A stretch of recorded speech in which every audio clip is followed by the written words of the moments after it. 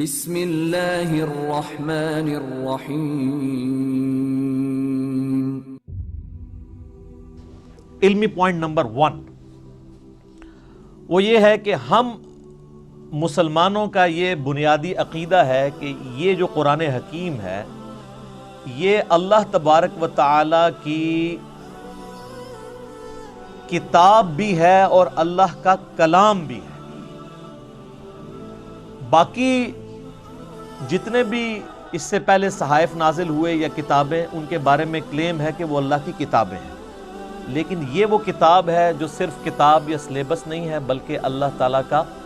کلام ہے۔ اور اس کا ثبوت قرآن حکیم میں سورہ التوبہ کی سٹارٹ میں ہی آتا ہے کہ جنگ کے دوران اگر کافر تم سے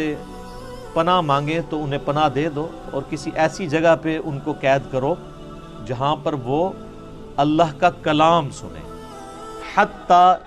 یسمع کلام اللہ، یہاں تک کہ وہ اللہ کا کلام سنیں۔ اور یہ بھی مزے کی بات میں آپ کو بتاؤں، بڑی حیران کن، قرآن حکیم کے علاوہ جتنی بھی الہامی کتابیں ہیں، اولڈ ٹیسٹمنٹ ہو، نیو ٹیسٹمنٹ یعنی تورات، انجیل اور باقی کتابیں ہیں، زبور بھی، ان کتابوں کو اگر آپ پڑھیں گے تو ان کتابوں میں ان کتابوں کا نام موجود نہیں ہوگا، ظاہر ٹیمپرڈ فارم میں۔ یہ ہم نے اسے بائبل کا نام دیا ہوا ہے نا، باہر جو لکھا ہوا ہے، پوری بائبل کے اندر بائبل کا ذکر نہیں ہے، لیکن قرآن حکیم میں سینکڑوں مقامات پر قرآن کا نام آیا ہے، بائی نیم اس کتاب کو مینشن کیا گیا،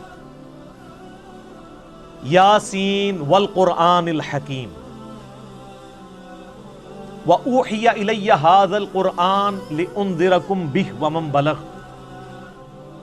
فَذَكِّرْ بِالْقُرْآنِ مَنْ يَخَافُ وَعِيدٍ۔ کئی آیات ہیں قرآن حکیم میں جن میں قرآن کا لفظ آیا، اور قرآن کا لفظی مطلب ہے بار بار پڑھی جانے والی کتاب۔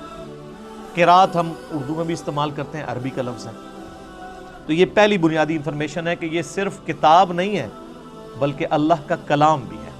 اور چونکہ یہ اللہ کا کلام ہے لہٰذا اللہ کی صفت ہوئی، اور اللہ کی صفت ہے تو یہ پھر مخلوق نہیں ہے، غیر مخلوق ہے۔ البتہ جو ہمارے پاس اس وقت یہ بائنڈنگ کے اندر قرآن موجود ہے،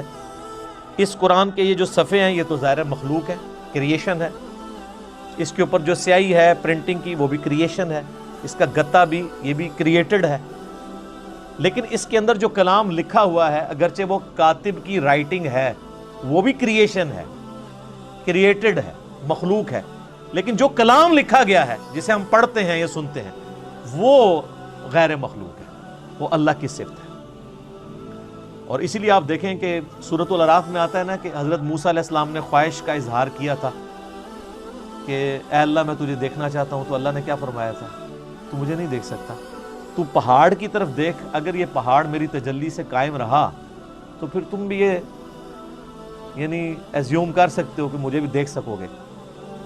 پہاڑ پہ جب اللہ کی تجلی اللہ تعالیٰ نے ڈالی جو سورۃ الاعراف میں آتا ہے، تو اس کی وجہ سے